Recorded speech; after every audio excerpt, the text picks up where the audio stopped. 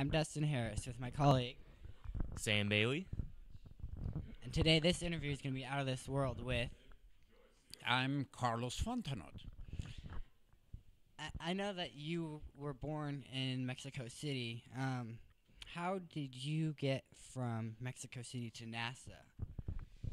Well, it's a long story, but indeed I was born, grew up in Mexico City, went to school in Mexico City, started college. And my best friend had suffered an accident, and he was treated in Houston at the Texas Institute of Rehabilitation and Research. He had a spine injury. And his family asked me to come to Houston to support him, to help him out, which I did gladly. And then later on, he stayed in Houston to study, and that's how I ended up in Houston. I transferred my credits in college in Mexico to Houston, to University of Houston, finished my studies there, got a job, and that's how I ended up in Houston, and went to work for a television station, did television production, photography, and later on in my career, through the industry, a colleague called who was working at the Johnson Space Center at NASA and asked if I would be interested in interviewing for a job. At NASA, we have many jobs. We are not all astronauts or physicists or engineers. There are other disciplines. And imagery is very, very important in all industries, especially in the space industry, because how can you show, how can you explain something as complicated as the universe or as complicated as space if you don't have images? So that is what I do and how I got to work for NASA. What inspired you to start working within TV and film? Actually, my grandfather. My grandfather came to Mexico in 1903, a long time ago. He came from Germany, and he was an avid photographer, an amateur photographer. Back then, photography was quite different. You didn't have digital cameras, you didn't have iPads, telephones with cameras.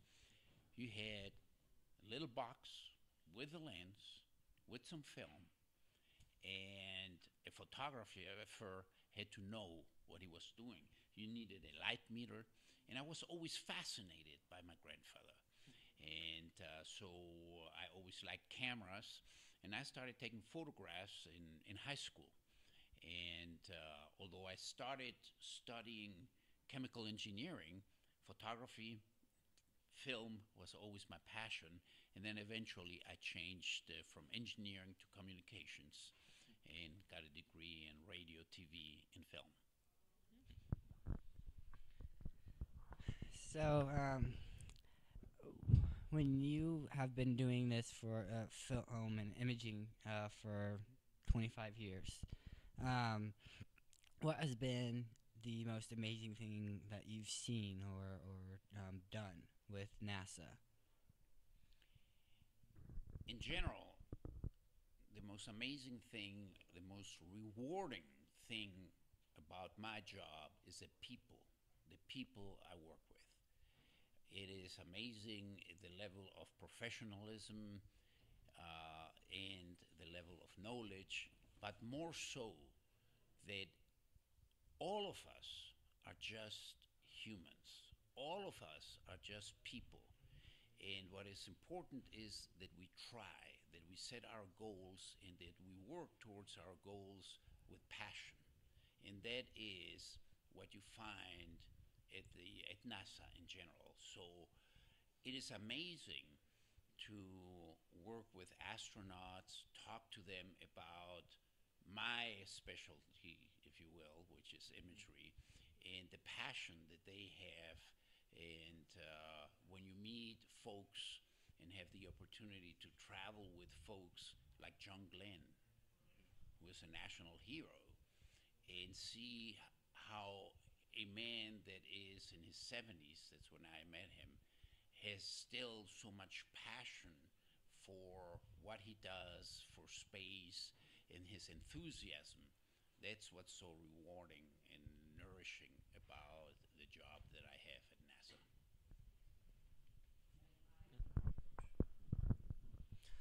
Have you ever had the opportunity to go into space yourself? Unfortunately, no. There are only 500 human beings, about 500, little over 500 human beings that have been in space. That is not much. If you think about, we've been going to space for over 50 years, and only 500 people have been in space. Why? Space is not trivial.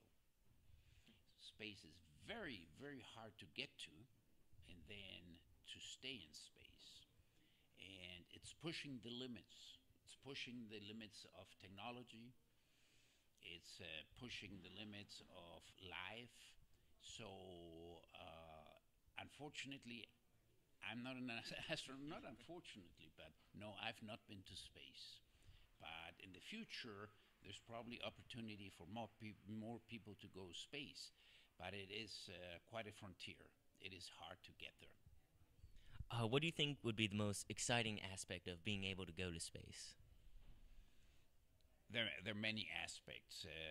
It is, again, pushing the limits, pushing technology.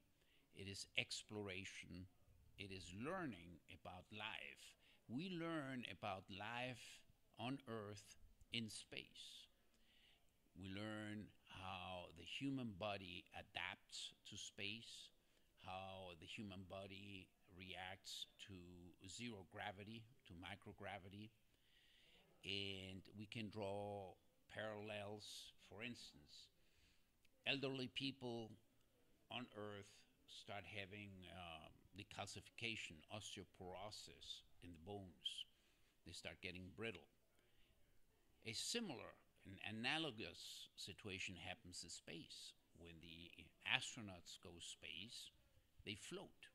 So they don't put any weight on the legs, on your bones, on your muscles. So when the muscles, the legs, the bones start weakening, that's similar to what happens to the older people here. So we can draw parallels. We can study all that type of thing with human beings in space. We have also developed a great amount of new materials, chemicals, because the only place you can do that is in microgravity. So there are many aspects and challenges and opportunities that we can work with in space. If you had the opportunity to go to space, what would you have wanted to do? Look at the Earth. The Earth is the most magnificent place. And as of today, we only know about life in on the I mean in Earth, in the world. We don't know that there is life as we know it elsewhere. And I have the privilege to see images of the Earth every day because I manage the images that come from the space station. And our planet is just so beautiful, so magnificent. And so if I were to go to space, I would spend most of my free time just looking at the Earth. I know that probably managing images is a hard thing to do, and there's been times where people have claimed of seeing other things, aliens or other things. How do you deal with that kind of stuff, with managing them? Well, indeed, the human curiosity wants to always go beyond what you know, and I think that's part of why people may think there are things that in reality we have no proof that they exist. I've never seen an alien. I've never seen anything like that in images. I've never heard an astronaut talk about it. And in reality, if there are aliens, if there is life as it's sometimes portrayed, I'd like to know. I believe the folks at NASA would like to know, all my colleagues, why? Because we're curious. We want to explore. So if there's evidence or if anybody has seen aliens, give us the information. Maybe we can study them. Maybe we can find out. But so far, nobody has come forward with real information. There's a lot of new exciting technology coming out these days. For instance, Elon Musk's reusable rocket. What kind of new technologies are you excited about, and how do you think they can advance space exploration? Well, that's a very good question. Elon Musk is an amazing guy.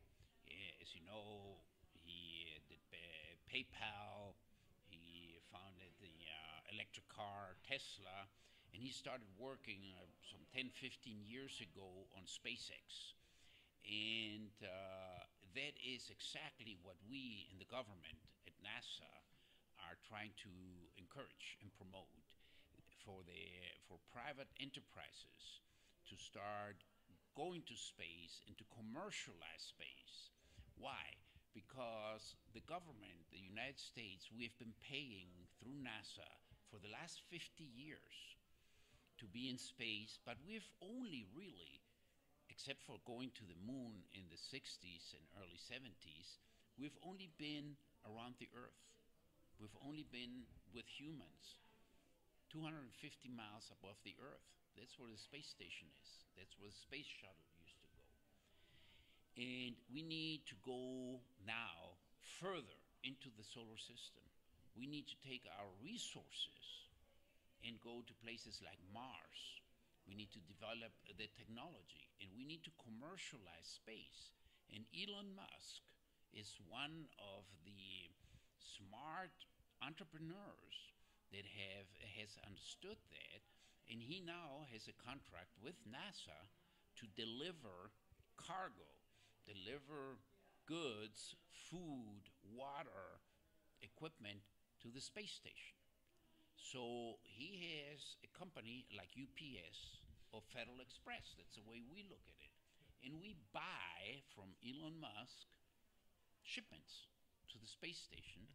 And that, on the long run, will cost less than if we, the government, would do it ourselves. So today we have SpaceX, we have Orbital, which is another company similar to Elon Musk's company.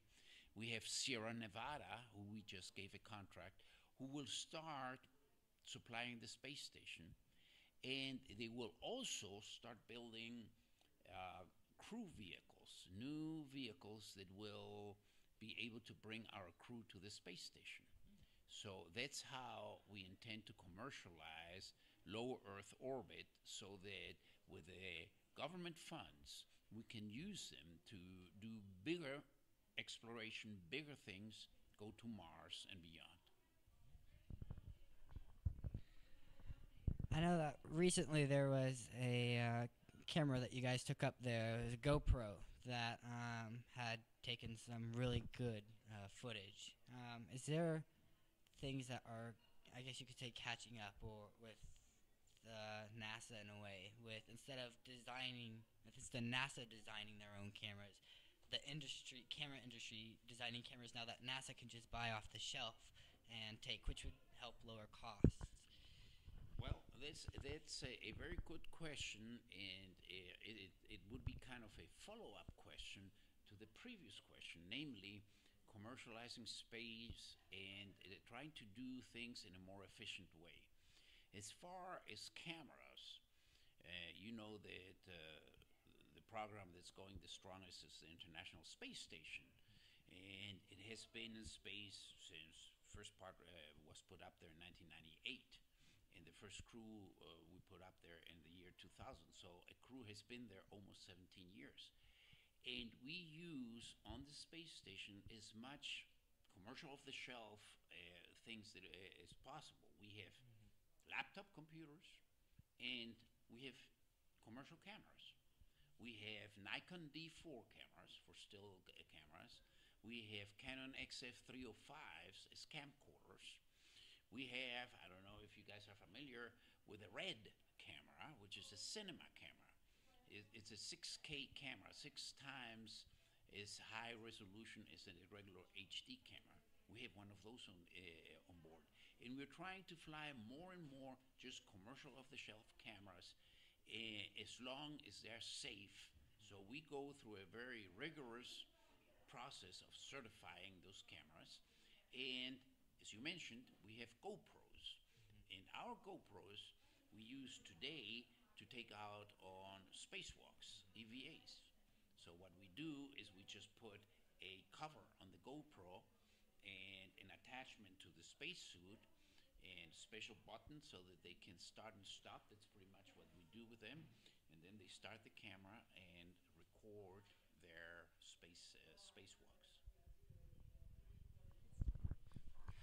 Staying on the topic of commercialization of space, where do you see that area going to in the near future? Would it be more tourism or potentially even like mining companies trying to mine asteroids? I think both of those. Tourism, obviously, everybody, not everybody, but lots of people would like to go space. So there are companies like Virgin Galactica and other companies that are going to bring tourists to space here pretty soon. There is a fellow out of Las Vegas that is working with us, Mr. Bigelow, and he is one day his vision is to build a hotel in orbit. And actually, he's working with us already. We have a module attached to the space station that Mr. Bigelow built. So the question was, where do I see the commercial enterprises with tourism and other companies? They're going to grow. They must grow. And I see more opportunities for commercial companies like building other structures, perhaps habitats, transportation, and obviously tourism as well. But if you think about how much is a ticket to go and fly on Virgin Galactica? I don't know. How long is the flight? The flight may be one orbit, and Virgin Galactica doesn't go around the world. They just go space and come down. It's a parabola. So you are in space 10 minutes, 20 minutes, and you pay good amount of money. Yeah. Who's got $1 million, $10 million, or even $500,000 for a 10-minute flight into space? I don't have that kind of money. So it is an industry, an upcoming industry, but I see more satellite companies, companies building structures in space, transporting things for us, for NASA, that have more of a commercial future in space.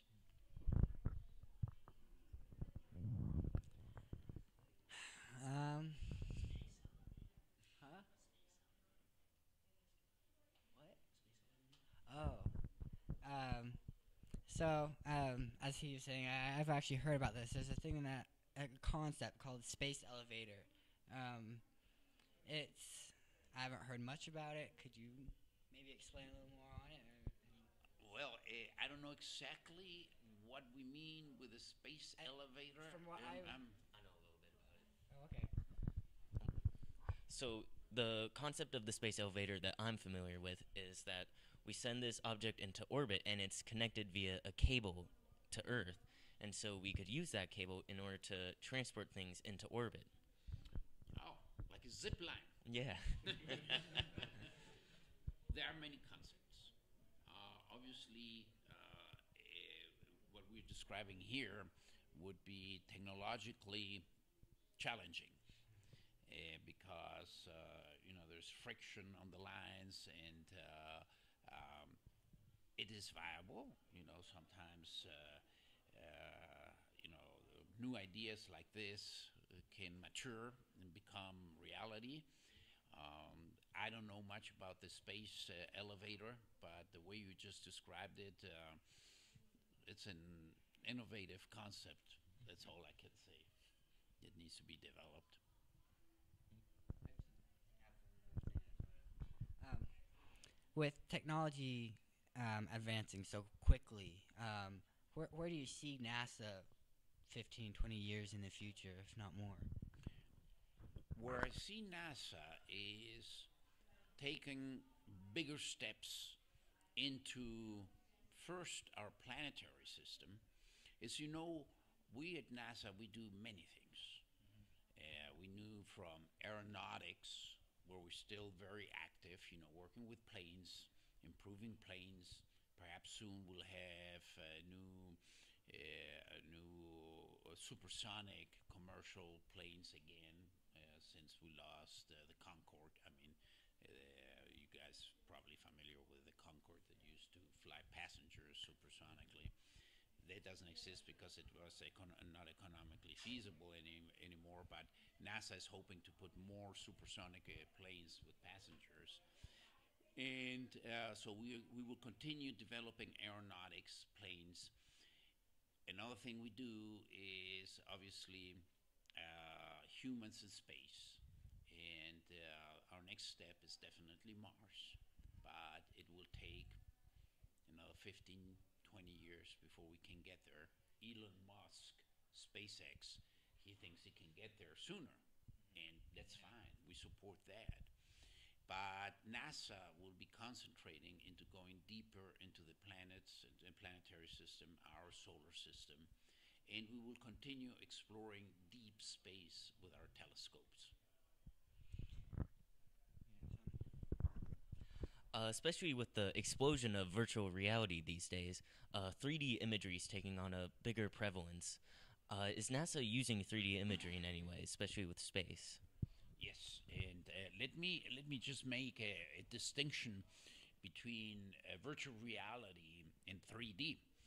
Um, what we call virtual reality is a 360-degree imagery, so that the viewer feels immersed into the images, and so there's several ways to acquire a virtual reality imagery, but mainly it's wide-angle lenses, minimum two, if not more. The more the better with cameras, so that you can image all around you, and then you stitch the imagery together, and either through goggles or through screens, you can see around you.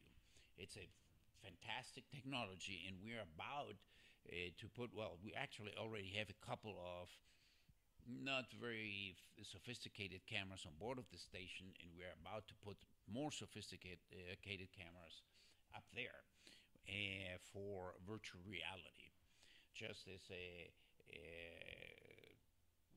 something that's coming up, we have just imaged all the modules of the space station and stitched them together to do virtual reality on a screen, so that you can go inside the space station and look around by moving your mouse and see what the racks are above, under you, on the sides, in front, and the back. So we are doing virtual reality, and we will do video here in the near future.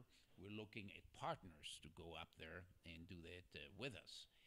And then you mentioned 3D. 3D, we've done quite a bit of 3D on board. It's mainly the effect where you can see images three-dimensionally, and you achieve that by acquiring the same image with two lenses, with two cameras, and then merging them together, and they're a little offset, and that gives the 3D effect. But you need either glasses or the right 3D screen for that. Now, 3D was very popular 6, 8, 10 years ago, and it was looked at that point as the next big step in imagery and television. But because you need the lenses, and because sometimes it's so hard to separate the camera, especially if your object is far away, that movement or technology did not gain as much acceptance, and so today virtual reality has surpassed 3D, and you're going to see, I believe, 3D disappear a little bit. It's nothing new, 3D. When I was a kid, a long time ago, we had a little thing that was called the ViewMaster, which I don't know if you guys are familiar. It's still here. That's 3D. That's basically 3D. You're looking at one picture with one eye, the other eye, and they're slightly offset, and it fools your brain and makes you look at dimensionally. So I've been told by command and control that we've got to blast off. So thank you very much for this for your time. My pleasure. Thank you so much, Carlos. Yes, and stay in touch, and I'd like to see what you guys put together. Okay. All right.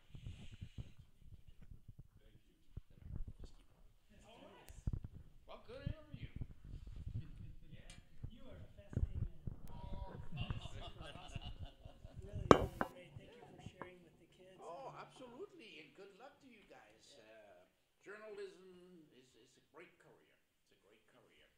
It's part of what I studied. I didn't go for your journalism. I did more the production side of the house. But I just watched a movie down there that was fascinating. That has to do with journalism, and credibility of a journalist, and how sacred this job is. So keep up the good Looks work. like you still like to play. Yes. Looks like you still have that sense of wonder and. Oh yeah, yeah. You never lose that. You should never lose Is that. that where your grandfather was? Oh, absolutely. My grandfather, he came to Mexico in the year 1903. Just think back we didn't have planes, we didn't have telephones, we didn't have radio, we didn't have television. There was hardly any electricity in Mexico. He came from Germany and set up shop in Mexico and started a new life. So he was a pioneer almost, and with a very strong German influence.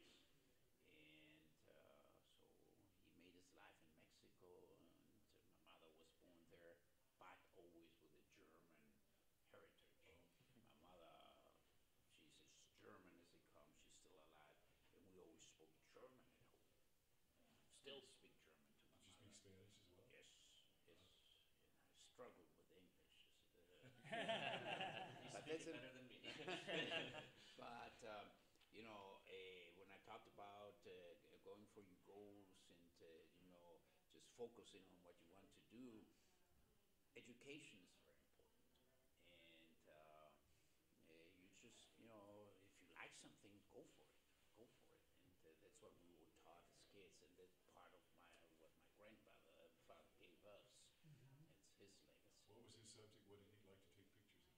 And in Mexico, mainly landscapes in the Mexican scenes, which are really nice because of the contrast.